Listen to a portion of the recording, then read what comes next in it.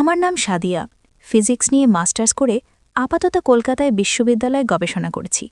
পড়াশোনাতে যেমন ভালো, আমি তেমন চেহারাটাও বেশ টানটান, মুখে ফর্সা, সবকিছু একদম ঠিকঠাক। রাস্তাঘাটে যখন বেরোই সবাই আমার দিকে হাঁ করে তাকিয়ে থাকে, মনে হয় এক্ষুনি আমাকে খেয়ে ফেলবে। আমার বয়ফ্রেন্ডও সবসময় চোখে চোখে রাখে। যাই হোক, মূল গল্পে আসি। তখনও ক্লাস চালু হয়নি, আমার বয়ফ্রেন্ডও সবে চাকরি পেয়েছে, তাও ফোনে দিয়ে কিছু টাকার দরকার। কত আর বাড়ির লোকের কাছে হাত পাতব। একটা টিউশন হোমে যোগাযোগ করলাম, তারা ব্যবস্থা করে দিল। 2টো বাচ্চা মেয়ে, সপ্তাহে 2 দিন, মাসে 3000। মন্দ নয়, তাদের সন্ধেবেলা নিজের বাড়িতেই পড়াতাম। এভাবে দিব্যি চলছিল। তারপর সেখান থেকে একটা অফার এলো যে ক্লাস 11-এর ছাত্রকে বাড়ি গিয়ে পড়াতে হবে, সপ্তাহে 2 দিন, মাসে 4000 টাকা। আমি খুশি মনে রাজি হয়ে গেলাম। এমনিতেই তখন কাজের চাপ সেরকম শুরু হয়নি। 6টার মধ্যে বেরিয়ে যাব, টিউশনটা বাড়ির কাছেই। 6:30টায় ঢুকে 8:30টায় বেরিয়ে যাব। কিন্তু এই রাজি হওয়াটা যে এভাবে আমার জীবন বদলে দিবে ভাবতেও পারিনি। প্রথম দিন বাড়ির ঠিকানা খুঁজে বের করতে প্রায় 7টা বেড়ে গেল। বেল বাজিয়ে ভেতরে ঢুকলাম। বিশাল বড় বাড়ি। ছাত্রীর মাঝলেন আরও আলাপ করে দিলেন ছাত্রের সাথে। ছাত্রীর নাম রাকেশ। তখন সেভাবে লক্ষ্য করিনি। আর 5টা 16-17 বছরের ছেলের মতন মনে হলো, তবে কিছুটা স্বাস্থ্যবান।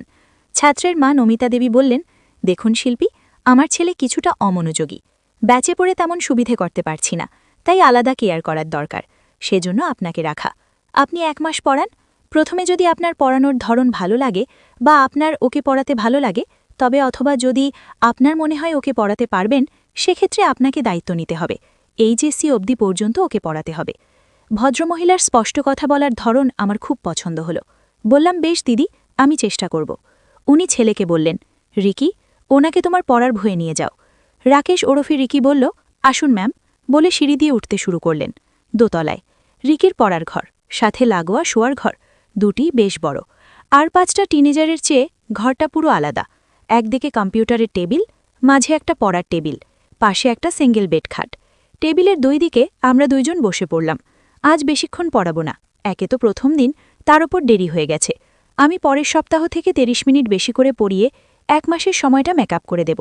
বিত্তবান মানুষরা এসব ব্যাপারে একটু খুঁতখুঁদে হান, জানি, তাই এসব কথা তোলার সুযোগই দিল না। স্কুলে কতদূর পড়ানো হয়েছে আর কি কি বিষয়ে শিক্ষক আছেন, এসব টুকটাক জেনে নিয়ে কিছু সাধারণ প্রশ্ন করলাম ছেলেটাকে। রিকি প্রায় সবকিছুই ঠিকঠাক উত্তর দিল এবং চোখে চোখ রেখে বুঝলাম ছেলেটা বেশ কনফিডেন্ট। বললাম, সব ঠিক আছে, কিছু অঙ্ক দাগিয়ে যাচ্ছি, পরের দিন এসে দেখব। এগুলো করে রাখলে, না পারলে আমি দেখিয়ে দেব সব, আর নতুন চ্যাপ্টার শুরু করব। এই বলে আমি বই নিয়ে অঙ্ক দাগাতে লাগলাম। কি একটা মনে হওয়াতে দেখি রিকি এক দৃষ্টিতে আমার উই দুটোর দিকে তাকিয়ে আছে। আমি সাধারণত ওড়না পরি, কিন্তু সেদিন পরা হয়নি, আর টপের ফাঁক দিয়ে অল্প দেখা যাচ্ছিল। প্রথমে রাগ হলো, ভাবলাম একটু কথা শুনিয়ে দিন। তারপর ভাবলাম এই বয়সে একটু এরকম হয়, বেশি বাড়াবাড়ি করলে তখন দেখা যাবে। এই বলে অঙ্ক দাগানো হয়ে গেলে আমি উঠে পড়লাম। রিকি এতক্ষণ আমার উই দুটোর দিকে তাকিয়ে চোখ রেখেছিল। চোখাচোখি হতে চোখের দিকে তাকিয়ে থাকল। আমি ওর সাহস দেখে কিছুটা অবাক হলাম, কিন্তু আর কথা না বাড়িয়ে বৃহস্পতিবার আসব বলে আমি বাড়ির পথে হাঁটা দিলাম। পরের দিন ঠিক সময় মতো পড়াতে গেলাম। বেল বাজাতে ঠিক দরজা খুলে দিল রিকি। একটু অবাক হলাম। জিজ্ঞেস করলাম, তোমার মা বাড়ি নেই? সে বলল, না, মা অফিসে আছে, ফিরতে দেরি হবে। আমি বললাম, বেশ, পড়ার ঘরে চলো। আজ সে একটা পাতলা টি-শার্ট পরেছে আর শর্ট পরেছে। বয়সে অল্প হলেও বেশ পাকা চেহারা, সেটা আগের দিন লক্ষ্য করিনি। বড়লোকের ছেলে হয়তো, জিম করে। যথারীতি আগের দিনের মতো পড়াতে শুরু করলাম। ঘণ্টাখানেক ভালো করে চ্যাপ্টারের অনেকটা বুঝিয়ে কয়েকটা অঙ্ক করাতে দিলাম ওকে। বেশ মনোযোগ দিয়ে অঙ্ক করল। একটা পারে না সেটা বুঝিয়ে দিলাম। তারপর বাড়ির কাজ দিতে লাগলাম। আজকেও সেই একই রকম জিনিস আর চোখে দেখলাম। রিকি এক দৃষ্টিতে আমার উই দুটোর দিকে তাকিয়ে আছে। যদিও আজ ওড়না পরে এসেছিলাম, তবু ঝুঁকে লিখতে গিয়ে একটু সরে গেছে। একটু অস্বস্তি হলো। আজ আর কিছু বললাম না। তখনই রিকি একটু আসছি ম্যাম বলে উঠে গেল। কিছুক্ষণ পর ট্রেতে 1 পেয়ালা কফি আর লেমন কেক নিয়ে ঢুকেছে। আরে, এ কি করছো রিকি? বলল, মা বলে গিয়েছিল আপনাকে নাস্তা দিতে, আমি ভুলেই গিয়েছিলাম। এসবের কোনো দরকার ছিল না, বললাম আমি। রিকি বেশ স্মার্ট, বলল, না ম্যাম, আপনি সারাদিন কাজ করে এসেছেন, এটুকু না হলে কি চলে? কফিটা আমি বানিয়েছি। আমি বললাম, বেশ, দাও তাহলে। রিকি বলল, যদি কিছু মনে না করেন, আমি কি নিজেও একটু কফি খেতে পারি আপনার সাথে বসে? আমি একটু অবাক হলাম। তারপর বললাম, বেশ তো, খাও না। থ্যাংক ইউ ম্যাম, বলে রিকি গিয়ে নিজের জন্য 1 কাপ কফি আনল। কফিটা রিকি ভালোই বানায়, সেই কথা বলতে হেসে আরেকবার ধন্যবাদ দিল। আগেই বলেছিলাম ছেলেটা খুব স্মার্ট, টুকটাক অনেক কিছুই জানলো আমাকে। আমিও জানলাম যে ওদের বড় ব্যবসা, বাবা মা দুজনেরই ব্যবসার অংশীদার, আর কাজ সামলাতে ফিরতে প্রায় রাত্রি হয়। ছোটবেলা থেকে তাই রিকি অনেকটাই নিজে নিজেই বড় হয়েছে। বাড়িতে দারোয়ান ছাড়াও আরও কাজের লোক আছে, তবে তারা সাফাই আর রান্নার কাজ করে চলে যায়, আর দারোয়ান আসে রাত্রে। বেশিরভাগ সময়ই একাই কাটাতে হয় রিকির। বেস্ট ফ্রেন্ড, হোয়াটসঅ্যাপ, বন্ধুদের সাথে আড্ডা আর কখনো হ্যাংআউট, মানে আর 5টা উচ্চবিত্ত ছেলে যেমন হয় আর কি। রিকি বলল, ম্যাম, আপনার নাম্বারটা দেবেন? কোনো কিছু অসুবিধা হলে যাতে আপনার থেকে আগে জানতে পারি, এটা আর কি এমন ব্যাপার ভেবে নাম্বারটা দিয়ে দিলাম। এরপর উঠে গিয়ে একটা বিপত্তি হলো। চেয়ারে আটকে ওড়নাটা গা থেকে পড়ে গেল। আমি কফির মুখটা হাতে নিয়ে থ্যা হয়ে দাঁড়িয়ে রইলাম। এই সুযোগে রিকি ভালো করে আমার ওই দুটোর দিকে দেখতে লাগল। কেমন জানি একটা উত্তেজনা, আমার অস্থিরতা বেড়ে গেল। রিকি নিশ্চয়ই একটা ভালো শো পাচ্ছিল, কিন্তু বুদ্ধিমান ছেলে। সে এসে আমার হাত থেকে কফির মগটা টেবিলে রেখে তারপর আমার ওড়না তুলে কাঁধে দিয়ে দিল। সেই সুযোগে আমার একজোড়ার সাথে ছুঁয়ে গেল ওর হাত। আমার শরীরে কেমন যেন কারেন্ট খেলে গেল, আর তাতেই আমার হুঁশ ফিরল। ওড়নাটা সরিয়ে আমি সরে এলাম। তারপর আজ আসি বলে ব্যাগ নিয়ে বেরিয়ে পড়লাম। একটা উত্তেজিত, কোনোদিন এমন হয়নি আমার বয়ফ্রেন্ডের সাথে যতবার হয়েছে তাতেও না। যাই হোক, কাপড় ছেড়ে খাওয়া দাওয়া করে নিজের কাজ নিয়ে বসে পড়লাম। প্রায় 12টা বাজে। শুতে যাব, দেখি হোয়াটসঅ্যাপে একটা টেক্সট ঢুকল। Hi ma'am, this is Ricky, this is my number. কেন জানি আমার বুকটা ধকধক করে উঠল।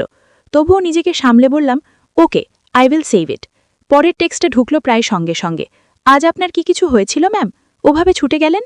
আমি আর কি উত্তর দেব বুঝতে পারছিলাম না।